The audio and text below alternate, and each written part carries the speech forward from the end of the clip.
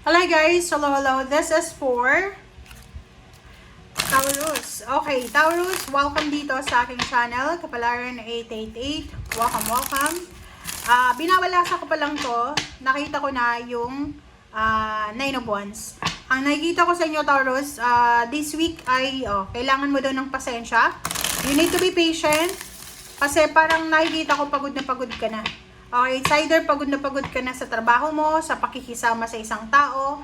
And the Hermit, you're looking for enlightenment eh. Parang ang gulo ng buhay mo, ang gulo ng isip mo, ang gulo ng environment mo. Okay? So, you're waiting for help. Financial and emotional help.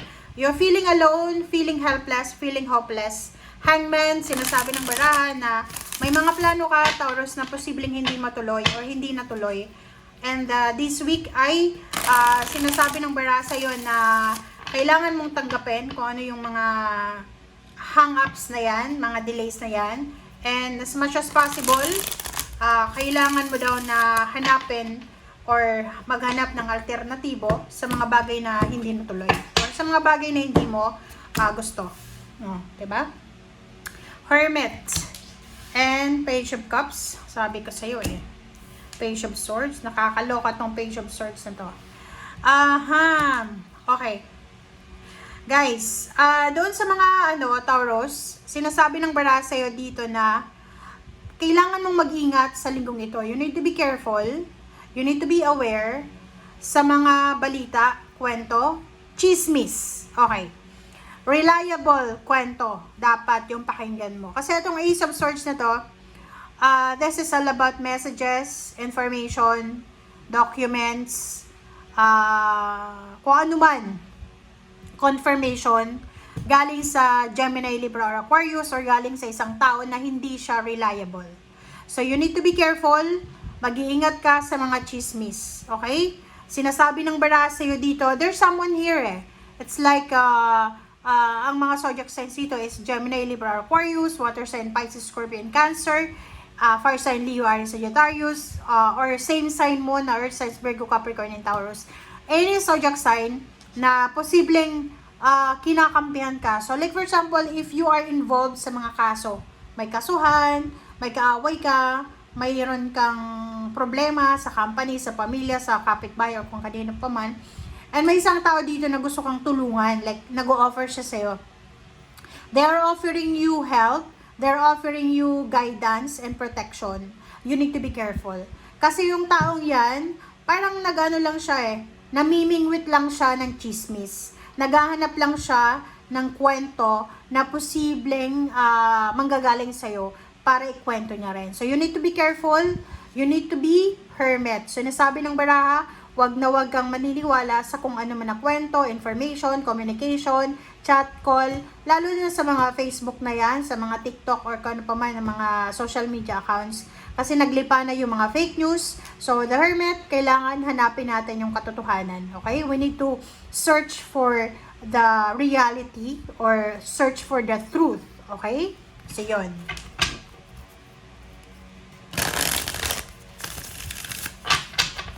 Okay, the Hermit. Okay, the Hermit is number 3, 3 of Pentacles. So, nakikita ko sa'yo dito na sa linggong ito, instead na mag-focus ka sa emotion mo, sa mga issue sa buhay, sinasabi ng bara sa'yo dito na mas mabuti pang maghanap ka ng pagkakakitaan.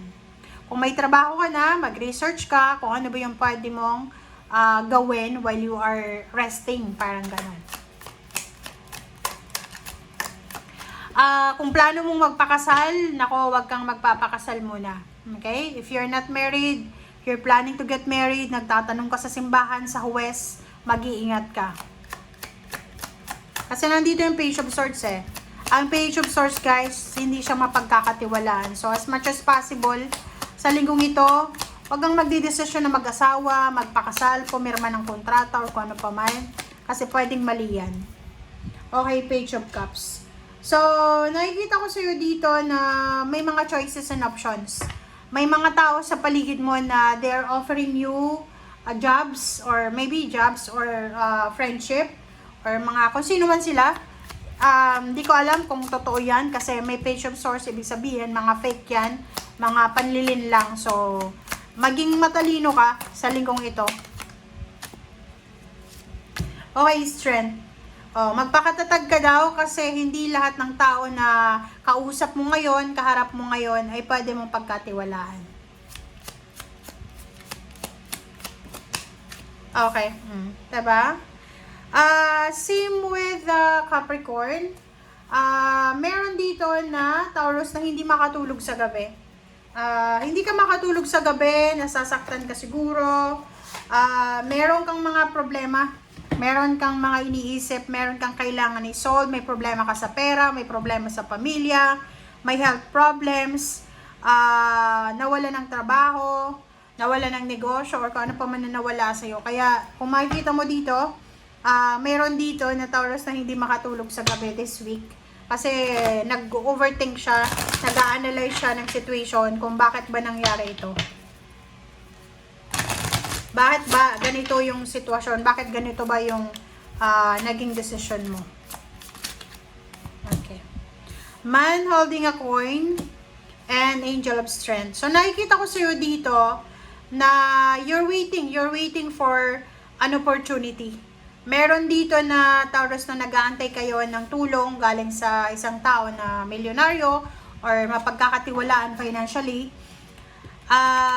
Nag-aalala ka. Okay, so parang meron ditong Taurus na nag-aalala kayo kung kailan nyo na mahawakan yung pera na yan. Kasi like for example, pwedeng nagtrabaho ka na pero hindi pa rin nire-release yung sweldo mo. And at the same time, nag-aalala ka kasi 50 Angel of Strength. Nag-aalala ka kasi hindi mo alam kung ano yung mangyayari regarding sa money. Or you are worried kasi hindi mo alam kung anong or saan ka kukuha ng pera sa mga susunod na buwan or sa susunod na araw. Okay, take a moment. Stop. Yan yung sinasabi ng baraha. Kailangan mo daw tumigil. Ano bang ginagawa mo sa ngayon? Tumigil ka daw. Kasi ngayon daw ay hindi ito yung tamang oras para magmadali ka. Magmadaling magdesisyon or ano pa man. Okay? Bago ka daw gumawa ng importanteng desisyon, kailangan mong pag-isipan muna, like the Hermit. And sinasabi ng stay connected na to na siguro may mga may mga sitwasyon ka sa buhay na you are disconnected ka sa family mo, sa mundo. And dito sinasabi ng barahan na kailangan mong magbalik loob. It's either spiritual or it's all about emotion. Choices. Isa to sa rason kung bakit ka umiiyak, kung bakit ka nasasaktan. It's because marami kang choices and options na ginawa for the past few months or weeks na kailangan mong panindigan. So, ngayon, sinasabi ng baraha sa'yo, wala tayong magagawa dito kasi ganun talaga. Pag may ginawa tayong actions, kailangan panindigan natin yung consequences niyan. Okay? So, kung ano man ang pinagdadaanan mo daw sa ngayon, that's the consequences of your choices and your actions few years ago or few months ago. So, you need to take responsibility and at the same time, you need to accept it. Okay? Thank you guys. Bye!